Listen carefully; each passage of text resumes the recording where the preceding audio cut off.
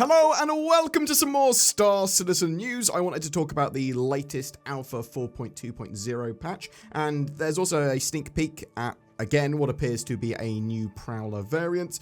We're also going to take a quick look at the sort of week's news, a quick roundup of that, and we'll start with that from the newsletter. We had an Inside Star Citizen that focused on the Stormbreaker events and what 4.2 had to offer with that. Very cool. Big Valakar, cool boss fights. They're still balancing that Valakar fight. It was sort of balanced for 4 people, might be balanced for 6 or more now. Interestingly, they also said, other than the big Valakar and stuff, they're not going to be selling the ICTs, the sort of fighty mech suits, for real money.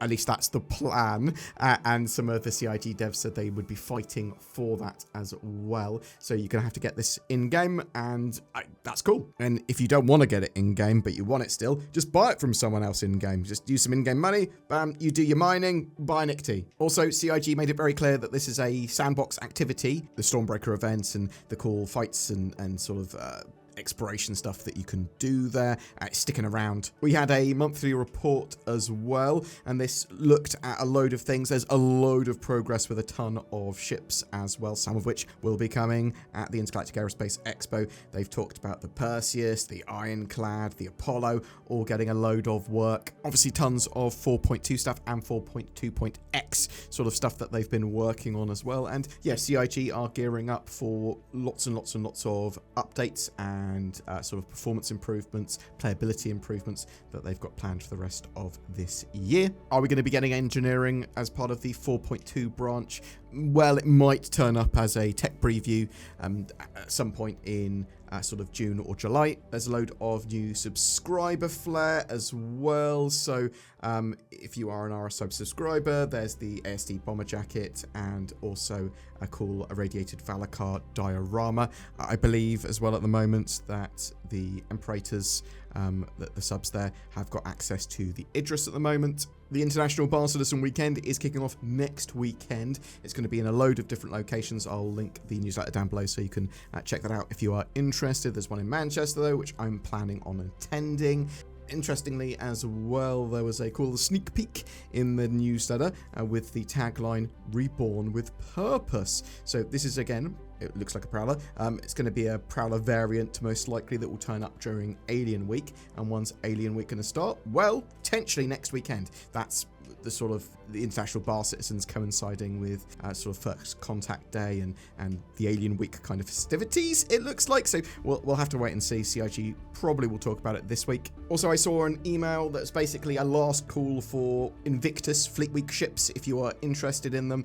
There's the Anvil Asgard, the Grey Cat MTC, the Mirai Guardian MX, and the Misk Starlance Attack. You will be able to get all of these in-game in around 3 months, well, less than 3 months' time now. You don't have to buy them with real money, but you can if you want to. Alpha 4.2 has a new-ish PTU patch that came out a couple of days ago now. I just want to talk about this patch because I haven't delved into it before. And there are some quite big changes here. Equipment swapping hierarchy. Equipment swapping now has some hierarchy when swapping out gear using the new UI. This iteration will transfer items equipped to the outside of the armor to the newly swapped out one, but not items stored inside. This will only work using the latest looting UI and not the old interface, so using kiosks currently behave like before. When the player is attempting to swap equipment, e.g. looting an enemy armor, then every item attached to the old armor or undersuits such as weapons, grenades, med pens, and backpacks should attempt to transfer to the relevant slots on the new armor or undersuit.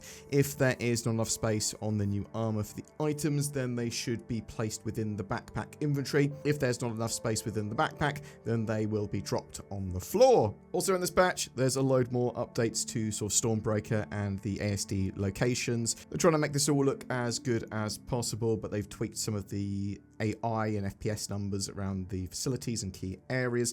I don't think there's quite as many copions anymore. They were really swarming people. There's a bit less chance of them sort of getting really bunched up as well in general NPCs. They've made even more polish to the Apex Valakar boss fight. They've increased damage and radius of the Valakar explosion. Further Valakar performance optimizations have been made as well. We have a defined variant for the ATLS ICT. So we've got the ATLS ICT RAD, which is the name of the ICT that is at the ASD facility in the garage there. It is the ICT Rad. It doesn't come with the jump pack that the ICT Geo does. Oh, what's this? There's also some Superior Prowler polish.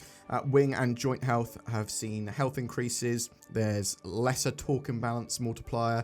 There's small increase to the quantum fuel amount as well. That looks like a variant for the ship might come out real soon. There's also been further cleanup and server performance improvements, further rain and audio mixing polish, and TAA temporal anti-aliasing has been enabled for comms notifications as CIG try to push more and more sort of comms calls and cool little faces of people talking to you. But yeah, there's tons of fixes for Stormbreaker in this patch and the ICT, various ships as well. A long-standing issue with flight turbulence has been fixed as well. Players will now notice flight turbulence in storms and when near ground surfaces. Now, this patch is ploughing towards a release candidate probably next week. We don't actually know the plans for live release other than relatively soon for 4.2. It looks like it's going to be planned for Alien Week, at least as far as I can tell. So sort of end of the week coming or early the week after. That would be my expectation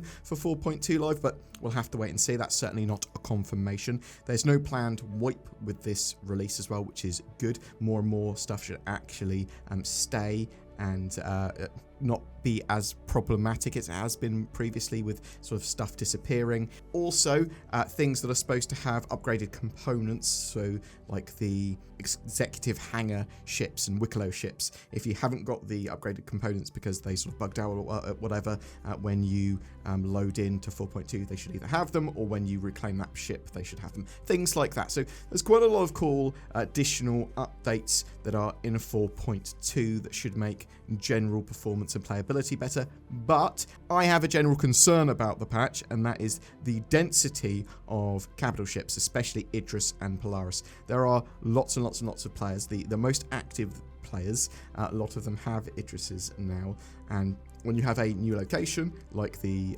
Pyro 1 and Pyro 4 ASD facilities and that Stormbreaker event, I've been having lots of problems with like a dozen or so landed Idris around these events, just sort of everywhere, and they cause a lot of slowdown.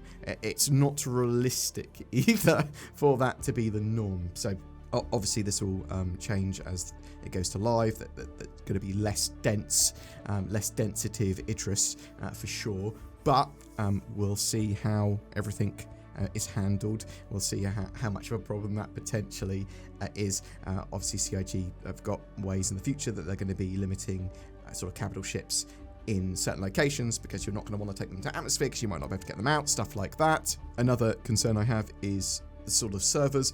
Lots of people commenting on the current live servers 4.1.1 sort of servers being pretty bad. They sort of degrade, lots of problems that can happen. The PTU, pretty good for the most part at the moment, but when that goes to live, is it going to be absolutely fantastic, or is it going to be terrible, or is it going to be somewhere in between? Probably somewhere in between, but I'm hoping CIG are getting the servers in a better state. I know they're doing lots of tweaks, but yeah, it's an iterative process, and sometimes those iterations work against us when we want to play games. Anyway, please don't make me think in the comments below. I would love to hear from you. Are you playing 4.2? Are you enjoying that? Do you have an interest yourself? Are you taking it everywhere as your daily driver? When do you think 4.2 is going to release? And are you super excited for Stormbreaker? Do you think we're going to see a Prowler variant? It looks like it. Do you expect to see anything else at Alien Week, sort of new ship-wise? Whatever your thoughts or questions, link down below. Also, something that's down below, NordVPN. Go click those links. Or nordvpn.com/BoredGamer. What a darn good rootin' tootin' VPN. Yeehaw! I mean, Zin's off this weekend. I'm kind of supposed to be on holiday, but so no cowboy version of me going yeehaw animated or anything.